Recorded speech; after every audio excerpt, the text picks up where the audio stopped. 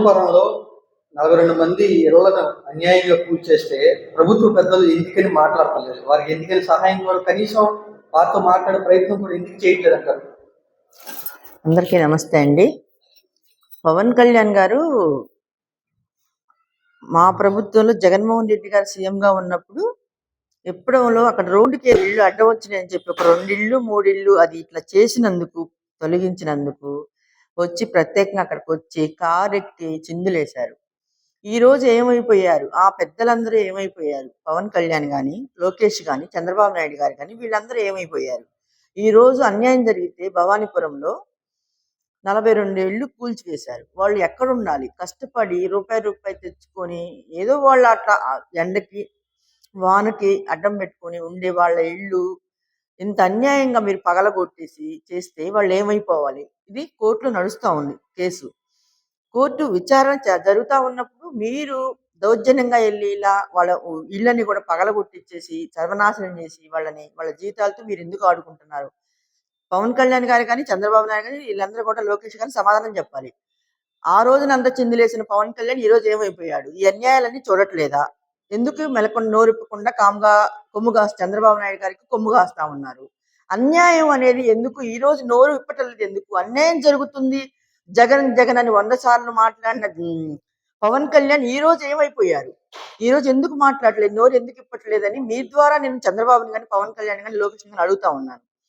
ఇప్పుడు కోర్టు నడుస్తూ ఉన్నప్పుడు మీరు వెయిట్ చేయండి. వాళ్ళు చెప్తారు. ఏం చెప్తారు? పేదల ఇల్లు కూల్చమని చెప్తారా? మన జడ్జి గారు కానీ వీళ్ళందరూ కానీ చెప్పరు కదా. మీరెందుకు తొందరపడి అన్ని కూల్చారు? ఎవరు ఆక్రమించుకోవటం కోసం? ప్రజలు ఇయ్యాలకు తెచ్చుకొని తినే వాళ్ళు ఇల్లు పగలగొట్టి తినే అంత మీకు దౌర్భాగ్య స్థితి కలిగింది. మీరు కేంద్రం నుంచి తెచ్చుకొని తినే సొమ్ము చాలట్లేదా?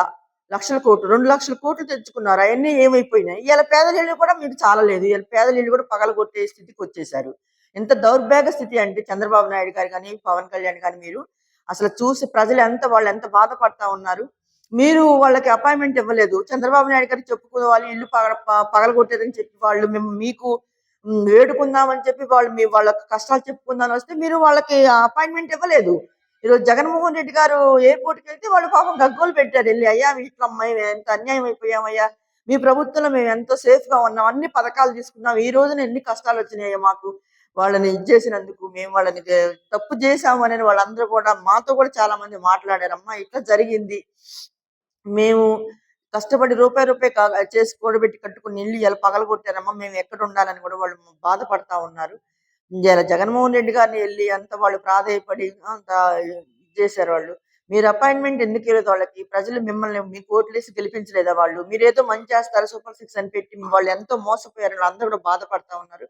చంద్రబాబు నాయుడు ఇది చాలా అన్యాయం అంటే అన్యాయం. మీరు పేద ప్రజలు పొట్టలు కొట్టి తినాలనుకుంటే మీరు ఎప్పుడైనా సరే అనుభవిస్తారు. ఈ పేద ప్రజలను కంటిని ప్రతి బొట్టు కూడా మీకు శాపంగా మారింది.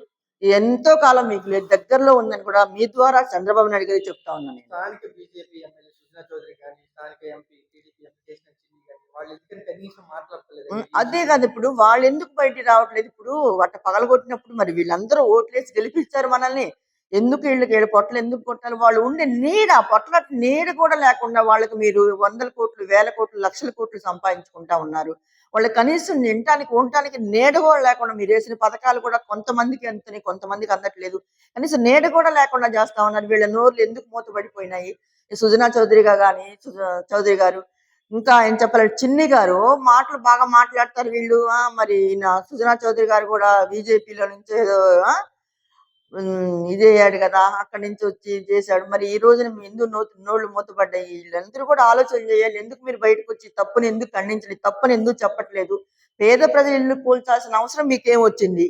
సమాధానం చెప్పాలి. మేము జగన్మోహన్ రెడ్డి గారి తరఫున మేము డిమాండ్ చేస్తా ఉన్నాం, మా వైఎస్ఆర్సీపీ తరఫున పార్టీ తరఫున మేము డిమాండ్ చేస్తా ఉన్నాం. మీరు చెప్పాలి, సమాధానం చెప్పాలి. పేదల నీడని ఎందుకు మీరు నీడ కూడా లేకుండా ఎందుకు చేస్తా ఉన్నారని మేము డిమాండ్ అడుగుతా ఉన్నాం, గట్టిగా అడుగుతా ఉన్నాం. మీరు సమాధానం చెప్పాలి అంతే.